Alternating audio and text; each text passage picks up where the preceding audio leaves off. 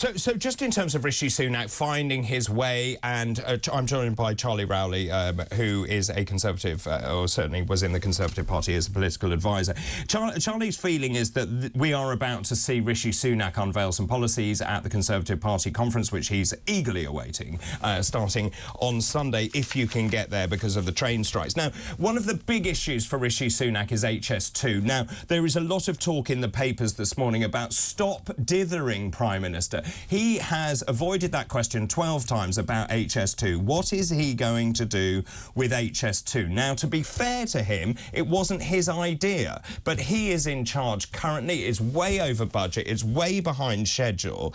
And obviously, he doesn't want to really comment, given that you're going to Manchester, to turn up in Manchester and say, it's great to be in this fantastic city. By the way, I'm axing your railway. How should he play this? Well, look, Phase 2, which goes obviously from Birmingham to Manchester, would benefit Stoke-on-Trent with the Handsacre link. We'd have one service an hour. But actually, Phase 2 is what, 23 to 28 billion pounds. I personally think that money would be far better spent investing in Northern Rail so we can better connect east to west. But actually, in places like Stoke-on-Trent and Staffordshire as a whole, I would love to see a major uplift in funding for our bus services that have sadly been reduced by 50% since 2010, see more funding to fix our roads. We only get around £500,000 a year to fix potholes in a city of 250,000 people. Imagine if we had an uplift of £10 million to fix potholes and fix our broken pavements as well. That would be hugely popular with the electorate. It would put the pressure on councils to have to deliver on those very things, and it would be quick and simple for people to see the deliveries happen on the ground. So I'm quite relaxed about the HS2 being cancelled from Birmingham up to Manchester if the investment... So given that, what is the point of having a railway, a very expensive railway, going from Birmingham to Old Oak Common, which actually isn't in central London? I see no reason to build it.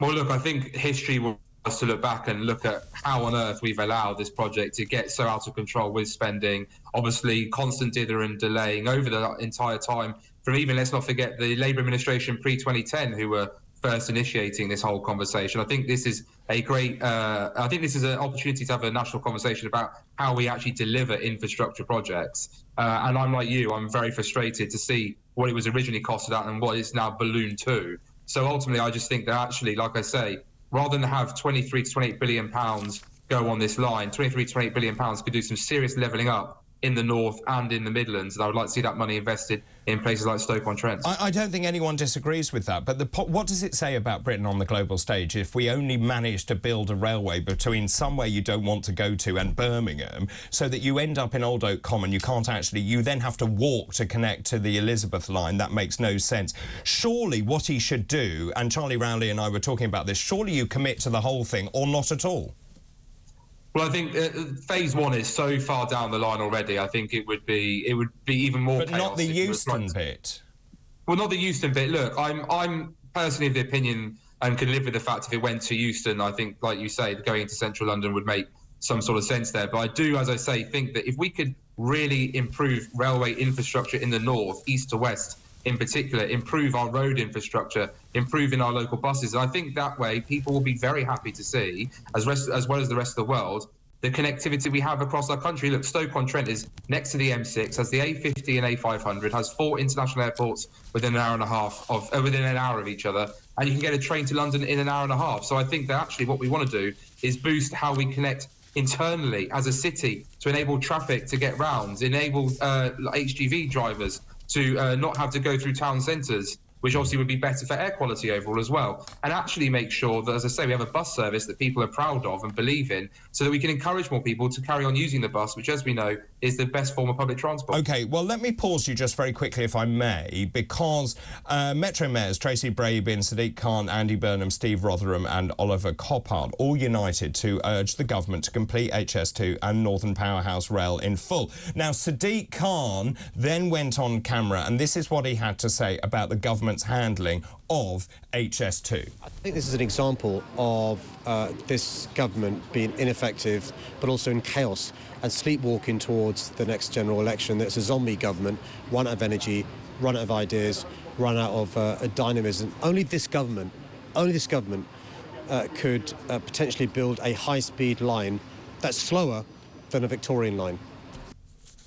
What's your response to that? A zombie government, out of control?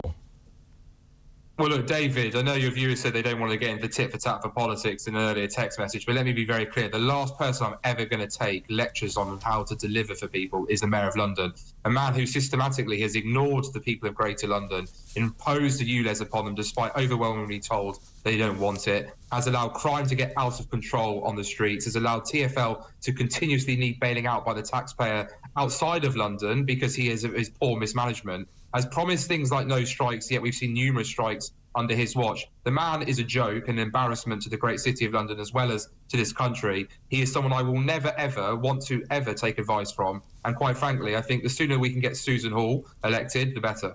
And finally, if I may, just ask you the same question I've asked everyone this morning. Just in terms of conference, I'm sure you're very excited about it as well. What is the one thing that Rishi Sunak could announce that you think is the game changer? Because that gap is narrowing. The Labour lead isn't as firm as people think. There is enormous volatility in those polls. What do the country want to hear? What is the one thing that Rishi Sunak could promise as long as he sticks to it? What's that one thing? Oh, David, you've put me on the spot there. Look, as I say, potholes and buses are my big thing in Stoke-on-Trent. So I heard. see a lot of money for that. But look, I think the other thing is the European Court of Human Rights. I've long advocated and actually introduced a bill in Parliament to say we should withdraw from it regardless of what happens with this Rwanda judgment, because this is not simply working in the interest of the British people. It's tiptoed its way into taking positions on political issues of domestic legislators, and trying to have a one-size-fits-all approach, imposing its view upon all signatories, even though signatories like Italy and Spain have an over 50% ignorance rate, whilst we're busily complying, unlike, as I say, those other signatories. I think it's absolutely for the birds. We look at So let me just pause you. Sorry, Lord Sumption, who was a Supreme Court justice, has also changed his mind, says we need to leave the ECHR. Are you saying that Rishi Sunak should stand up and say, right, we're leaving the ECHR? Is that a vote winner? Yes, I think we should leave the ECHR, regardless of what happens. This is not just because of issues like immigration. I just generally believe that we have an Equality Act, a Human Rights Act. We have a House of Lords that keeps check on the legislature and the House of Commons. We have the Supreme Court that keeps checks and balances on the government and the executive. We have thousands of pieces of UK case law that we use in our unwritten constitution. We do not need a court in Strasbourg to tell us how to govern. And is Rishi Sunak brave enough to say that?